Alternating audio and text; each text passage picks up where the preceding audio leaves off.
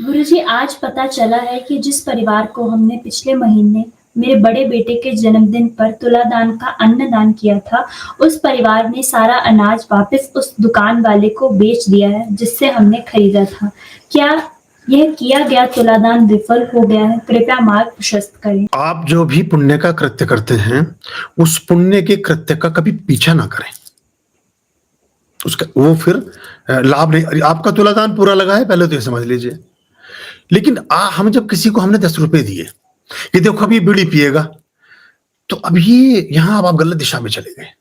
आपको पीछा नहीं करना है। आपका धर्म इतना है, अपने अपने हाथ से इतना सोच विचार करोगे तो कभी कुछ कर ही नहीं सकोगे। बहुत सारे लोगों का दिमाग की कैलकुलेशन, खोपड़ी की खंजड़ी सिर्फ यही बजती रहती है कि वो ये करेगा, वो ये करेगा, वो फला करेगा, वो ढिमका करेगा। अच्छा, आपने कभी पूछा परमात्मा ने जो आपको दिया कि किस लिए दिया था? या परमात्मा ने आपसे पूछा हो कि तुझे मैंने किस लिए दिया था? और क्या आपने सारा ही धन अपनी शुद्धतम और विस्तृत आय का संपूर्ण भाग क्या हमेशा ठीक ही कामों में लगाया है क्या? तो ये विचार करने जैसी बात होती है। इसको हमें सोचना चाहिए। आपने अपना काम किया, वो जाके बेच आए, कुछ कर ले। इसलिए मैंने जल प्रवाह की बात की थी। मछलियां कभी बेचने ना जाएंगी, ये चिड़िया कभी बेचने ना जाएंगी दुकान पर। अगर आप एक बंदर के सामने एक केला और एक सोने की गिन्नी रख दें, तो बंदर उसमें से केला उठाकर खा लेगा, आदमी सोने की गिन्नी उठाएगा, जबकि उसे खा नहीं सकता। ये एक डिफरेंस है हमारे में और प्राणियों में। इसलिए मैंने वो धीरे धीरे कुछ चीजें करवानी शुरू की थी कि आप उसे जो है जल प्रवाह करें, ये करें, ताकि आपकी शुद्धि भी बनी रहे और मन में इस तरह के विचार भी ना आए। क्योंकि कारण क्या हो गया है कि कई बार जो सुपात्र हैं उन तक चीजें नहीं पहुंचती, और जहां निरंतरता से चीजें जा रही हैं वहीं बारंबार हम देते रहते हैं। क्योंकि हमें मिलता वही है, एक मंदिर के बाहर बैठा हुआ व्यक्ति है और वो सब, एक मैंने बताया था आपको बहुत पहले कि हनुमान मंदिर के बाहर एक व्यक्ति बैठता है, उसे आप 50 रुपए का लड्डू, किलो का लड्डू दो, तो वो हाथ उसका ऐसे रहता, लेगा थैले में, फिर लेगा फिर थैले में, फिर लेगा फिर थैले में। मैंने उससे कहा कि बात सुन भाई, तेरा सारा ढेर लगा लिया तूने, इसमें नीचे से चीटी वीटी पता नहीं कौन कौन घुस रहे हैं, और तुझे होश ही नहीं है। और शाम को ले जाकर पेड़ के नीचे सारा थैला उल्टा। बोले मैं तो ये देखता हूँ कि लड्डू के साथ कुछ पैसे दिए हों तो मैं रखूं, लड्डू का मैं क्या करूंगा? तो उसने ढेर लगा रखा है इसमें, खाता भी नहीं। बोले मुझे तो खाए हुए बहुत समय हो गया, मन भर चुका है मेरा।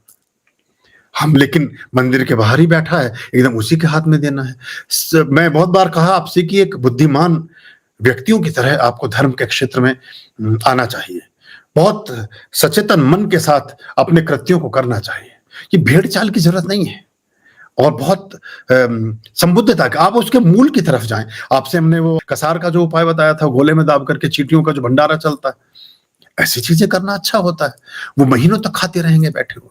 बाकी देखिए, मनुष्य के पास एक गुण तत्व है परमात्मा का दिया हुआ, वो अपनी बात को संप्रेषित कर सकता है, कम्युनिकेट कर सकता है, अपने थॉट्स को, अपने भावों की अभिव्यक्ति कर सकता है। जानवर तो ना कह सकेगा कुत्ता कि भाई मुझे आपने खाना नहीं दिया। बहुत बार मैंने, बहुत सारे जानवरों के रोने की आवाजें सिर्फ इसलिए आती हैं कि वो भूखे होते हैं। तृप्त जानवर हमेशा विश्राम करता है, चाहे शेर हो चाहे चूहा हो। वो खलबली ही तब मचती है उनकी जब वो भूखे होते हैं, और हम उस तरफ कभी दृष्टि नहीं देते। हम उनकी बाकी चीजों में काम में चालू हो जाते हैं। ना अजगर करे ना चाकरी, पंछी करे ना काम। तो वो ये तभी काम करते हैं जब इनको क्षुधा उत्पन्न होती है, जब इनको भूख लगती है। तो ऐसी जगह दें, ऐसे जानवरों को खिला दें। और अच्छा हो कि कभी कभी अनाज को, जैसे अगर सूर्य का एक बड़ा अच्छा उपाय है, सूर्य जो सर दर्द की बात थी उसमें भी लाभ मिलता है, पद प्रतिष्ठा आरोग्य अच्छा रहता है, सरकार से संबंधित कामों में आसानी हो जाती है। शनिवार की शाम को गेहूं भिगो दें, एक मुट्ठी से लेकर एक बोरी तक, जितना आपको ठीक लगता है। एक मुट्ठी से लेकर एक बोरी तक, जितना आपको ठीक लगता है, साबुत गेहूं सवेरे उसे पक्षियों को डाल दें। कभी कभी बड़े अनाज के दानों को अगर भिगो कर डालेंगे तो उनको बड़ा आसान हो जाता है उनको चबाने में। जैसे हमें भी देखिए, अगर हम अगर अखरोट हम पूरा ही खा लें, भाई एक ही बार खा पाएंगे, या नारियल, तो उसका आवरण इसलिए दिया गया उसकी सुरक्षा के लिए कि फल तो अच्छा है, उसे ले लें हम, या खोपड़ी में दे हमारे किसी का नारियल, तो 2 नारियल मिलेंगे एक साथ, मतलब एक खोपड़ी के ऊपर एक खोप जमीन पे, तो वो ये मुश्किल हो जाती है। तो ऐसे में अगर आप उसमें सुविधा करें कि जानवरों को थोड़ा सा ऐसा करके दे देंगे तो अच्छा होगा। कभी कभी तो जो ये झील या तालाब या पोखर, सरोवर, यानी जो बह नहीं रहा है वहां पर और ज्यादा तगड़ा अच्छा इफेक्ट आता है। कारण क्या, उसमें कछुए, ढाढल, पातल, ये वो मछली, छोटे बड़े इंसेक्ट्स, केचुए, सभी तरह की पूरी प्रजाति, वहां तो पूरी फैमिली चल रही है, अलग अलग अलग पूरी कॉलोनी है एक्चुअली, वो पूरा शहर है बसा हुआ। वहां तो और भी बढ़िया है। बहते पानी में तो पर्टिकुलर टाइप के मिलेंगे आपको, वहां तो आपको और बढ़िया काम हो गया। अगर रुका हुआ जल हो तो और अच्छा है। ये देख करके करें। बस रुके हुए जल में एक दोष पैदा हो जाता है कि अगर बाय द वे एक कॉलोनी में 20 लोग रहते हैं और 20 के 20 मेरे शिष्य हैं, बहुत जल्दी ऐसा हो जाने वाला है कि कॉलोनी में रहने वाले से बता ना, असरानी का एडवर्टाइज में सारे घर के बदल डालूंगा। अब सारे घर के बदल रहे हैं धीरे धीरे, पहले एक बल्ब बदलता है, फिर दूसरा, फिर 6 के 6 जलने लगते हैं। घर में 6 मेंबर हैं तो फिर ऐसे होने लगेगा। तो पता चला किसी के लुधियाना वालों के कोने पे एक के तालाब था और वहां के 20 के 20 आदमी एक कुंटल लेके वहां पहुंच गए, उसी में दुर्गंध उठा दी। मतलब फिर वो, मतलब ये भी थोड़ी ध्यान रखने वाली बात है। तो बहते में उसकी यात्रा बढ़ जाती है। और उसमें एक और काम बड़ा अच्छा होता है प्रकृति के संचरण का।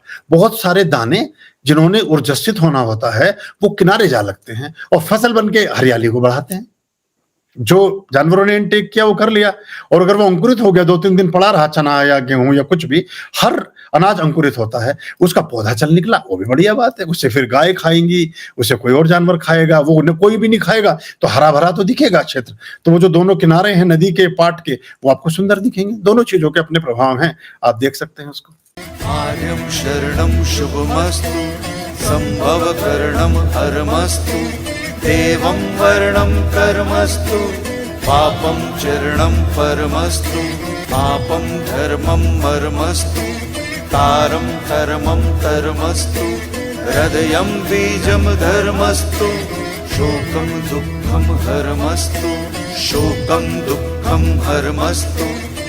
आर्यं शरणं शुभमस्तु, संभवकरणं हरमस्तु, देवं वर्णं कर्मस्तु, पापं चरणं परमस्तु, पापं धर्मं मर्मस्तु, तारं कर्मं कर्मस्तु, हृदयं बीजं धर्मस्तु, शोकं दुःखं हरमस्तु, शोकं दुःखं हरमस्तु, पापं धर्मं मर्मस्तु, तारं कर्मं कर्मस्तु, हृदयं बीजं धर्मस्तु, शोकं दुःखं हरमस्तु, शोकं दुःखं हरमस्तु, शोकं दुःखं हरमस्तु।